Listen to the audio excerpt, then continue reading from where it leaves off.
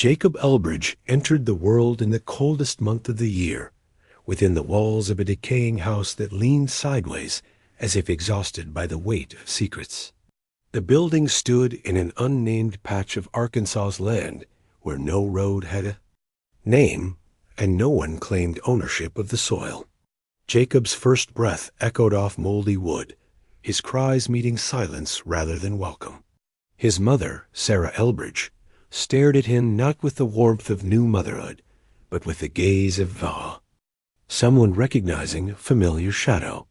The midwife who helped with the delivery left without speaking, her lips pressed tight, her hands shaking. Rumors moved faster than the wind in towns like theirs. Whispers behind hands, behind walls, behind prayers. They said Sarah Elbridge had never left the Elbridge property, never stepped into town, never visited the market, never seen walking beside a man. And yet, there she was, raising a son. When asked who the father was, she answered only once. He was mine. And that was all she ever said. Jacob grew fast, taller than most children, quieter too. He did not speak until he was nearly 6. And when he did, he spoke in full sentences, as if language had arrived in him all at once. His voice sounded wrong to those who heard it. It was deep, flat, and carried no emotion. Neighbors who lived half a mile away claimed they could hear him speaking through their walls late at night. The strange thing was, Jacob never left the property either, not even to fetch water, not to follow animals. He stayed inside that leaning house with his mother, always watching, always listening. Children in the area dared each other to sneak onto the land, to look through the windows. One boy returned pale and shaking, saying he saw Jacob staring into a cracked mirror, repeating names that were not his own. Elijah, Matthew, Jonathan, Silas. He said Jacob's reflection blinked when he did not. As he grew older, strange things followed him. Animals around the farm began disappearing. Cats, dogs, chickens. A neighbor once found a deer gutted with strange carvings burned into its flesh. The smell of sulfur thick in the air. The sheriff came once, stood at the edge of the property, but never crossed the fence. He stared at the house for a long while before turning back. When asked, he said, "I will not step where that blood still sings." The local preacher warned the townsfolk to leave the family alone.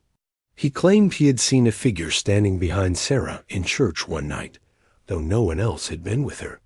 He said it had Jacob's eyes, but wore no skin. People began locking their doors tighter at night. Jacob turned 18. His mother stopped aging. At least, that is what they believed. The lines on her face disappeared. Her voice turned soft, almost like a girl's.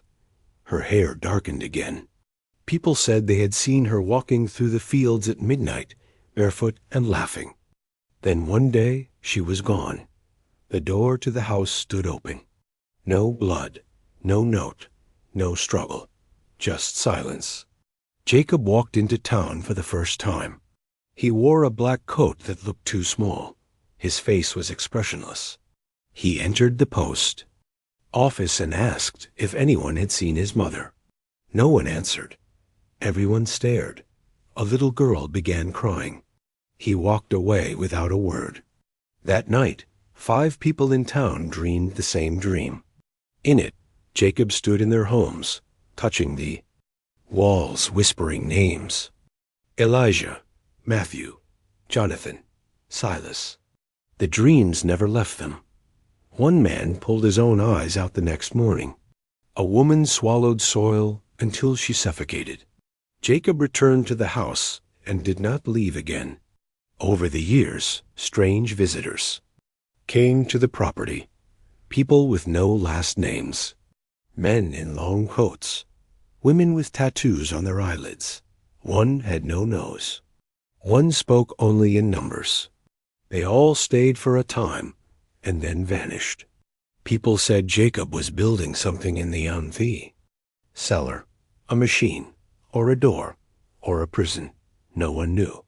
No one dared check. Then the ground began to hum.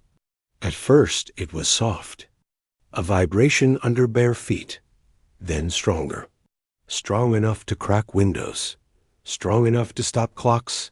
The animals fled. The birds circled overhead and screamed until their throats gave out. One night, a loud sound shattered the quiet. A deep, grinding noise like metal tearing bone. A light rose from the Elbridge house, red and alive. It touched the clouds and split them apart. When the sheriff finally approached the next day, the house was gone.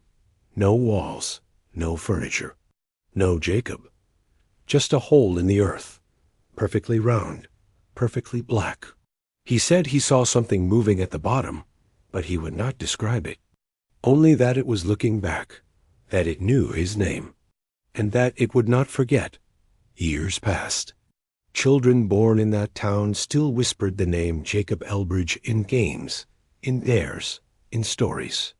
Some claimed to see a figure at night, standing in mirrors, mouthing names that had never belonged to him. Elijah, Matthew, Jonathan, Silas. And somewhere, in a place that is not a place, Jacob watches still, waiting for the world to break the way he did, waiting for someone to call him home.